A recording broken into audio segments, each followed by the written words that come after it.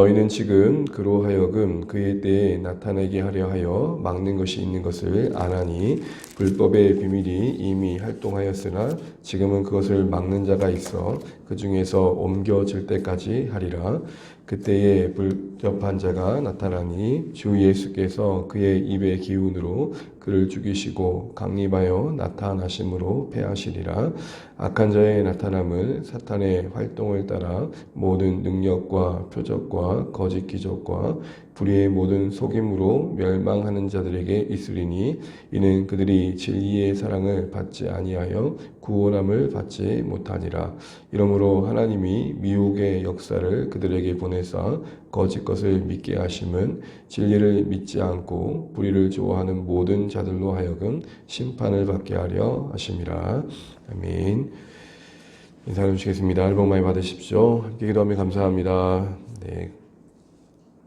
데살로니가서는 세 가지 주제를 다루고 있습니다. 첫 번째는 환난이고 이 부분을 1장에서 이야기하고 있고요. 두 번째는 주의 재림에 대한 또 다른 교훈을 주고 있는데 전서와는 조금 더 구별된 내용을 다루고 있는 내용이 2장에 나와 있고요. 2장에 그리고 게으르게 행하는 자들에 대해서 3장에 다시 한번 권면하고 있는 내용이 있습니다. 특별히 환난이 멈춰지지 않고 더 지속되어지고 더 확대되어진 상황에서 성도들 가운데 당연히 그 힘든 현실을 벗어나고 싶은 마음은 더 커졌을 것입니다. 그렇게 재림에 대한 갈망은 점점 더 커지게 됐던 것이죠. 문제는 그런 갈망이 커져가는 방향이 좀 더 건강한 방향으로 가야 되는데 그 기대감만큼이나 비정상적인 방향으로 흘러갔던 것입니다. 그래서 주님의 재림과 관련해서 성도들이 좀 뭔가 평안하고 잠잠히 기다리기보다는 불안함이 더 커졌고 딱 이 표현이 맞는 것 같습니다. 불필요한 염려로 흔들렸던 것입니다. 우리가 염려하지 않을 수는 없지만 과도한 염려라든지 지나친 염려라든지 염려 그 자체를 또 염려하게 되는 그런 모습들을 우리가 보게 될 때 그거는 신앙에 유익하지는 않겠죠.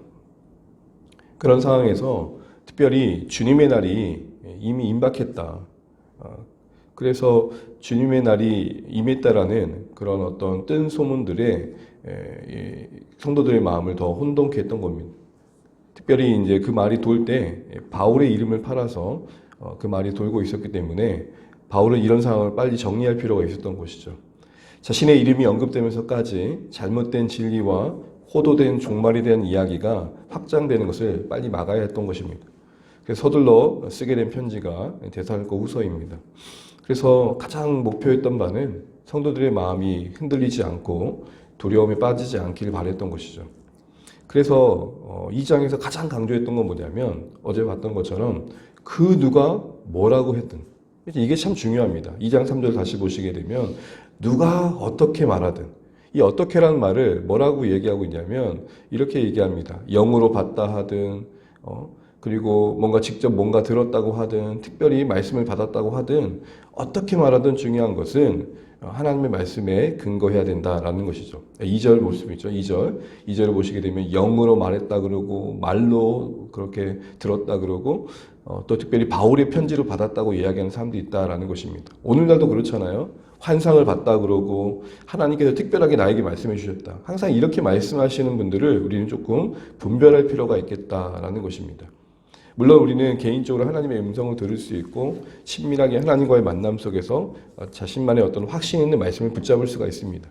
그런데 항상 말이 뭘 봤다 그러고 뭘 들었다 그러고 그러면서 자신에게만 뭔가 특별한 말씀을 주신 것처럼 이야기할 때에는 우리가 좀 더 분별할 필요가 있다는 것이죠. 왜냐하면 대부분 많은 이단들이 항상 합법이 그렇기 때문에 그렇습니다. 그래서 마지막 때가 갈수록 영적으로 많이 혼탁해지는 것 같습니다. 순전해지기보다는 교묘하게 하나님의 말씀이 이렇게 오용되어지는 경우들을 우리가 종종 보게 됩니다. 그래서 2장 3절에 이렇게 말하죠. 누가 어떻게 해도 미혹되지 마라. 사실 이게 바울이 하고 싶었던 말입니다. 너희 지금 속고 있다. 이게 좀 두렵지 않습니까? 나는 이게 신앙이라고 열심히 달려왔는데 정작 그게 잘못된 거였다면 참 얼마나 안타까울까 싶은 생각을 하는 거죠. 예전에 어떤 인터뷰하는 뉴스를 봤는데요. 어떤 이단을 취재하는 거였는데 한 3, 40년 가까이, 그러니까 인생의 평생을 이단에 드린 거예요. 그리고 노년이 된 거예요. 젊은 때 시작된 이단의 여정이. 그리고는 그분이 하는 말이 이런 말을 하셨어요. 남는 게 없다. 다 떠나고.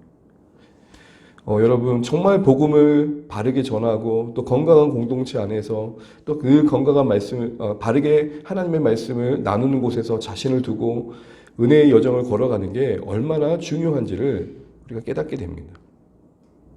신앙의 영역에서 신앙의 이야기를 하는데 속을 수 있다는 점에서 바울은 다시 한번 2장 6절을 얘기했었던 그게 뭡니까?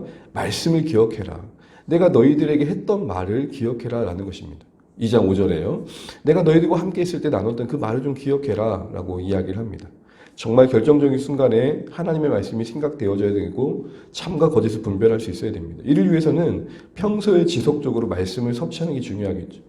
여러분 연초에 각자 성경에 대한 섭취, 성경을 읽고 공부하는 계획들을 세우셨을 텐데 정말 다시 한번 성경 애독, 통독을 넘어 정말 하루에 한 장을 꼭 해야 된다 그런 장에 매이지 않고 지속적으로 말씀을 섭취해가는 노력들이 있으면 좋겠고 특별히 교회 공동체적으로 꾸준히 말씀을 이렇게 한 장 한 장 차분히 걷고 있으니까 공동체와 함께 걷고자 하는 마음도 가지셨으면 좋겠습니다. 이렇게 나누면서 했던 어제의 말에 그러면 구체적인 바울이 교회 가운데 했던 말은 뭐냐면 한마디로 아직은 끝이 아니라는 거죠.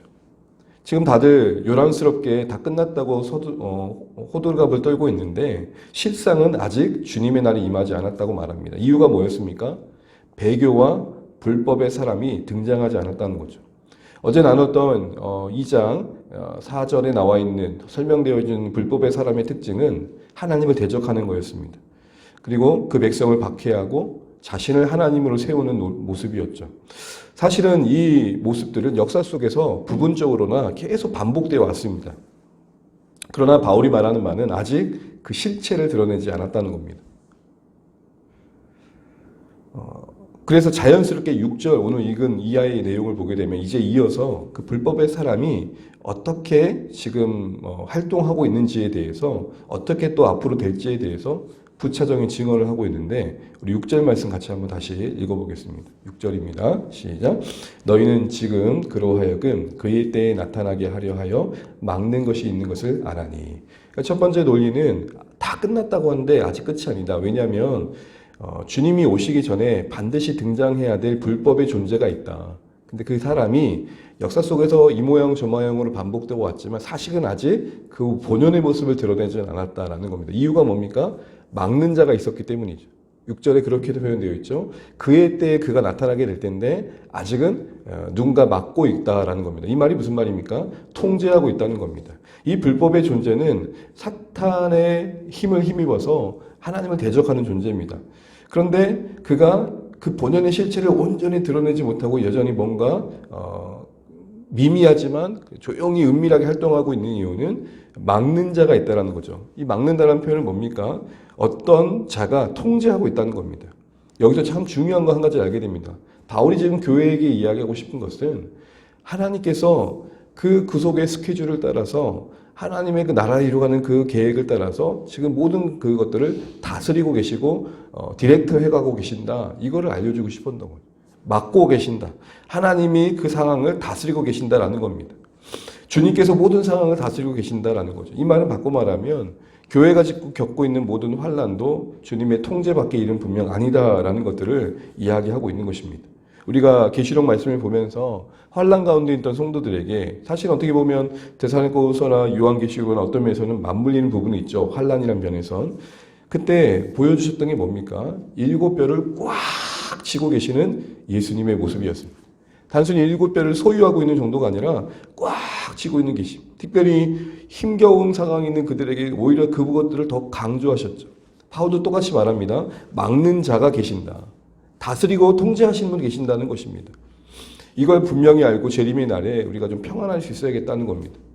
물론 분명 불법의 사람이 왕성하게 활동할 때가 있을 거고 그는 그 모습을 온전히 드러낼 때가 있을 겁니다. 그 모습을 바울은 9절 10절에서 이렇게 얘기합니다. 같이 한번 읽어볼까요? 9절 10절입니다.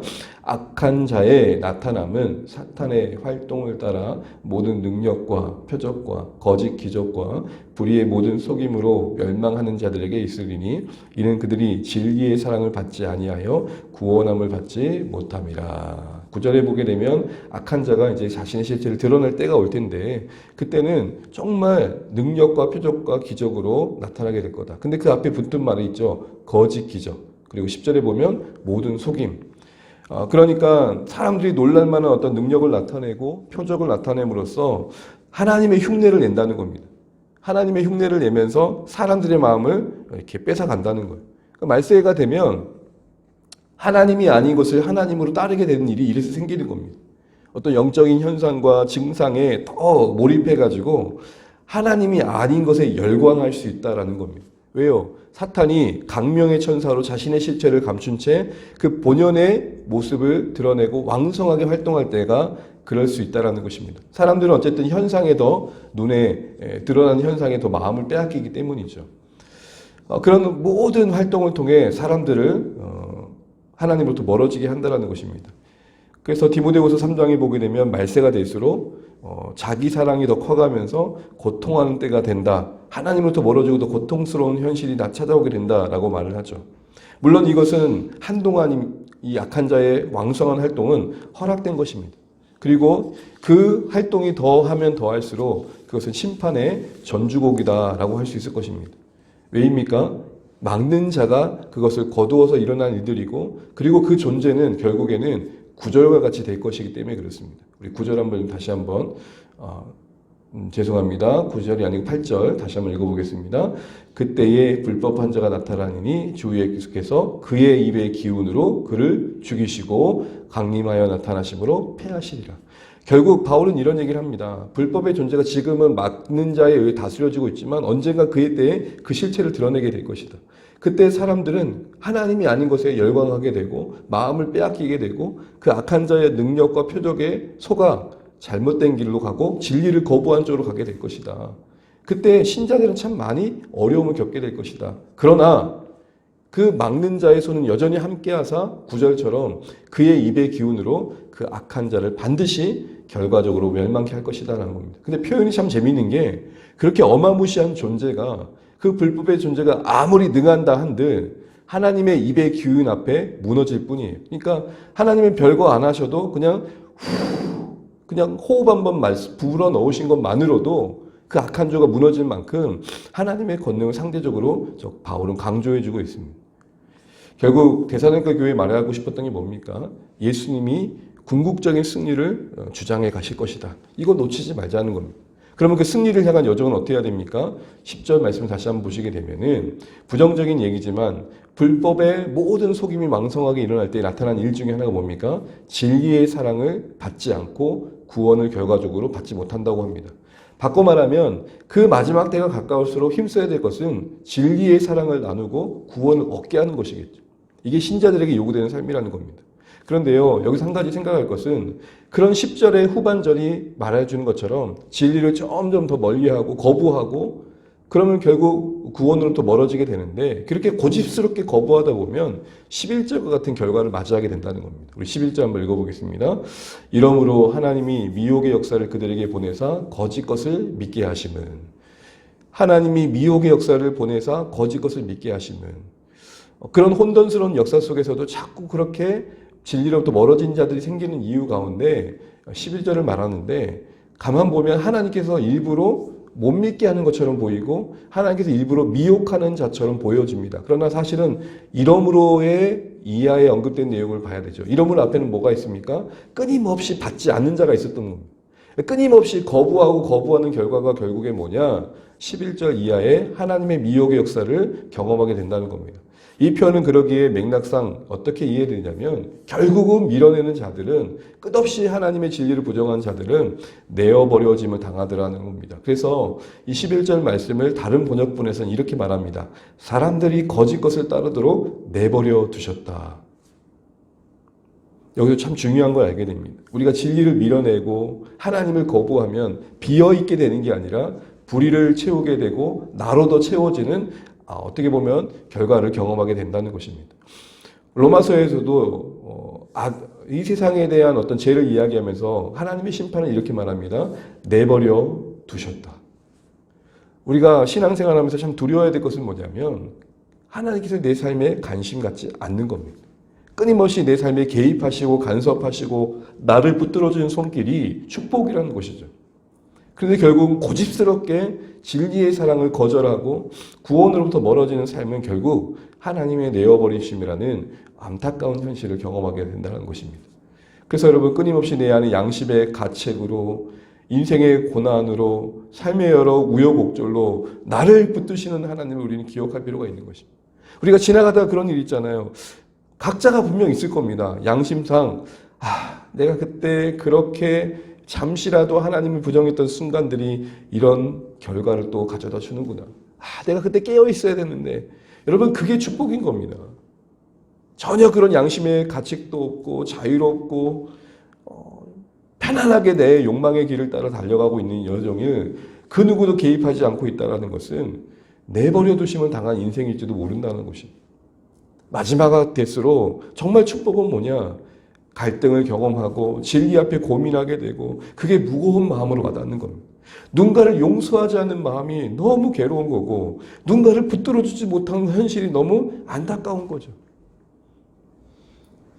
바울은 바로 교회에게 그런 혼돈스러운 현실 속에 진리의 사랑을 계속 거부하는 무리들 가운데 있지 말고 깨어서 되도리어 그 사랑을 나누고 구원에 동참케 하는 그 마지막 승리를 향한 그 여정에 참여할 것을 이런 표현들도 강조하고 있는 것입니다.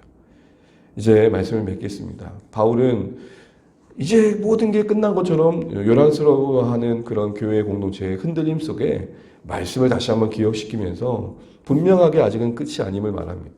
불법의 사람이 그 실체를 아직 드러내지 않았다는 것이고 그 과정이 막는 자에 의해 지금 이루어지고 있다는 겁니다. 무슨 말입니까? 이 모든 재림에 향한 이 모든 하나님의 구속의 여정에 하나님께서 모든 걸 통제하고 계시다는 것입니다. 그 과정에 악한 자가 잠시 그 힘을 발휘할 때가 있을 때고 그때는 정말 그 왕성한 활동에 의해서 사람들이 속고 그 열광해야 될 것들에 하나님이 아닌 다른 것들이 열광하게 될 것이다.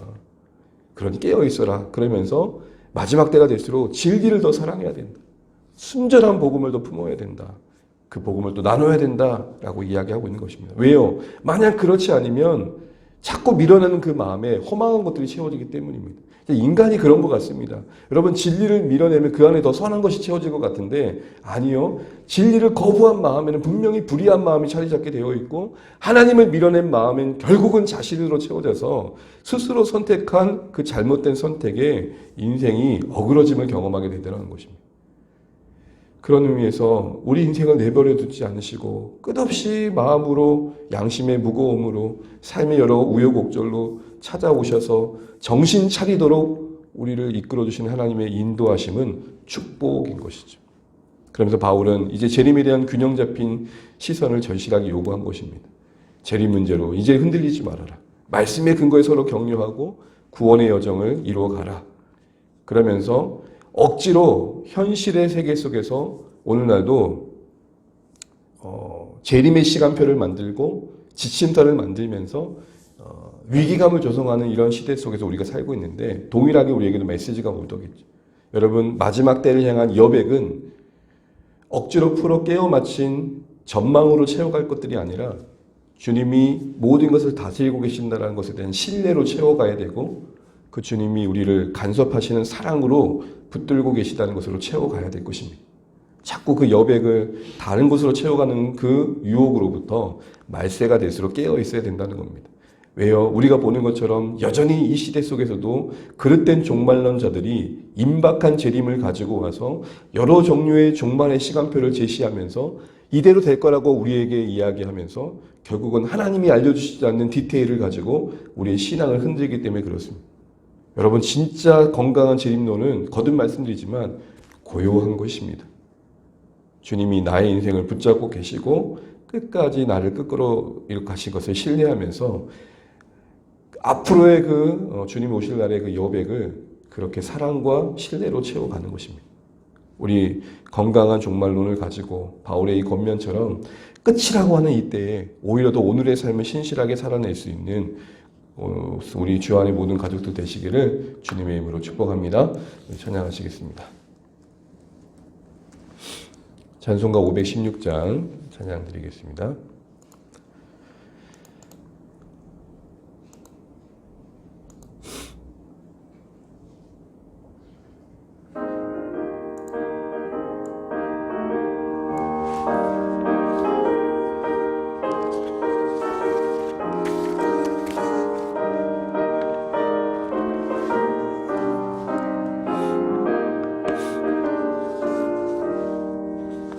옳은 길 따르라 의의 길 세계 만민이 참된 길 이 길 따라서 살기를 온 세계에 전하세 간 백성이 나갈 길 어두운 밤 지나고 동뜬 환한 빛 보아라 저비 주 예수의 나라 이 땅에 곧 오겠네 오겠네 주 예수 따르라 승리해 세계 만민이 나가 길과 진리요 참 생명 내 찬검을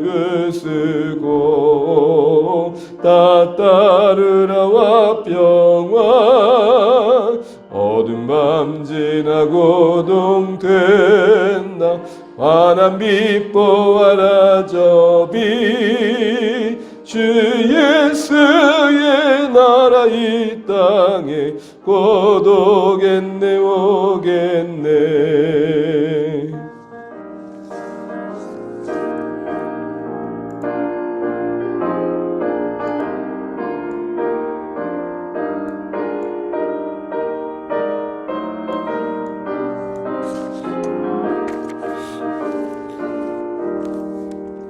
놀라운 이 소식 알리어라 세계 만민을 구하려 내 주 예수를 보내신 참 사랑의 하나님 만 백성이 따를 길 어두운 밤 지나고 동된다 환한 빛 보아라 저비 주 예수의 나라 이 땅에 곧 오겠네 오겠네 고난 길에 치고 찾아온 길 많은 백성을 구한 길 모두 나와서 믿으며 온 세상이 마침내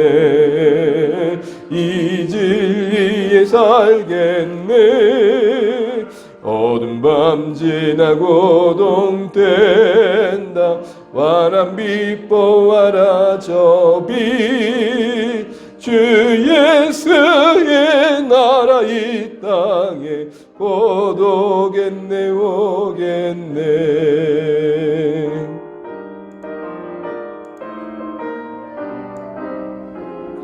네, 오늘도 우리 주신 말씀 붙들고 기도하겠습니다. 먼저 선교지를 위해 기도하실 때 말레이시아 섬기시는 이재영, 양자영, 얀자연 우리 선교사님 그리고 자녀 재아 수아를 위해 기도하겠습니다. 현재 난민학교를 하고 계시는데 학교 이름이 물댄동산 호크마 난민학교입니다. 물댄동산 호크마 난민학교가 복음의 선한 통로가 될 수 있도록 학교에 또 적합한 교사가 세워지도록 또 미얀마 학생들 그리고 함께하는 파키스탄 학생들이 서로 잘 연합할 수 있도록 기도해 주시기 바랍니다. 그리고 선교사님 가정 또 우리 선교사님 부인 부부가 학생들을 사랑할 수 있도록 아직까지 작년 11월에도 비자 문제로 기도 부탁을 하셨는데 되게 오래 걸리는 것 같습니다. 이 부분이 잘 해결될 수 있도록 기도해 주시고 시국 가정교회 지도자 교육을 말레이시아에서 시도해 보려고 하시는데 잘 진행될 수 있도록 기도해 주시기 바랍니다. 또한 주신 말씀 가지고 함께 기도하실 때 마지막 때가 되면 분명 더 혼돈스러운 것도 우리가 경험하게 되는 것 같습니다. 악한 자가 그 왕성한 활동을 더 하게 될 때에 그의 표적과 기적에 속아서 하나님이 아닌 것에 열광하게 되어진 우리의 삶을 또 우리의 주변의 모습을 보게 될 거라고 말씀하십니다. 더 분별하고 깨어 있어야 이때에 우리가 진리를 더 사랑하고 그래서 하나님으로 더 채워져가는 또 구원으로 인생들 인도해 가는 우리의 삶이 되었으면 좋겠습니다. 잊지 말아야 될 것 모든 상황을 지금 주님께서 주관해 가고 계시다는 사실, 궁극적인 승리를 우리에게 가져다 줄 것을 신뢰하면서 우리의 종말의 이 여백을, 주님 오실 날까지의 여백을 주님을 향한 사랑으로 채워가고 주님을 향한 신뢰로 채워갈 수 있도록 기도하면 좋겠습니다. 누가 어떻게 아무리 말해도 보았다고 하고 환상을 봤다 그러고 이런저런 말을 해도 주신 말씀 외에는 다른 것에 권위를 두지 않는 우리 주안의 교회, 우리 건강한 종말론을 가지고 살아가는 신자들 될 수 있도록 기도해 주시기 바랍니다.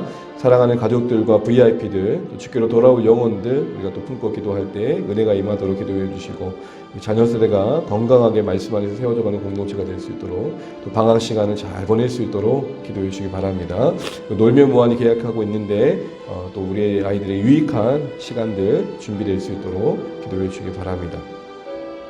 특별히 1월달 우리가 그리스도의 몸을 세워가는 한 달입니다. 우리 사랑하는 성도님들이 마음의 문을 활짝 열어주셔서 함께 사역에 동참하고 또 작은 일이라도 함께 할 수 있는 그런 은혜가 있었으면 좋겠습니다. 잘 준비되어져서 2023년을 출발해 갈 수 있도록 기도해 주시기 바랍니다. 또 세우신 이 나라 이 민족의 또 교회들을 위해 또 이 나라 이 민족의 지도자를 위해서 같이 한번 기도하시겠습니다. 오늘도 각자 기도 제목 기도하시다가 또 평안 중에 오늘도 승리하시기 축복합니다. 같이 기도하시겠습니다. 하나님 아버지 은혜를 감사합니다. 오늘도 우리에게 허락하신 한 날 우리 선교사님의 가정을 위해 또 이렇게 기도하며 시작합니다. 말레이시아 지역에 섬기시는 이재영, 양자연 우리 선교사님이 개적하여 주십시오.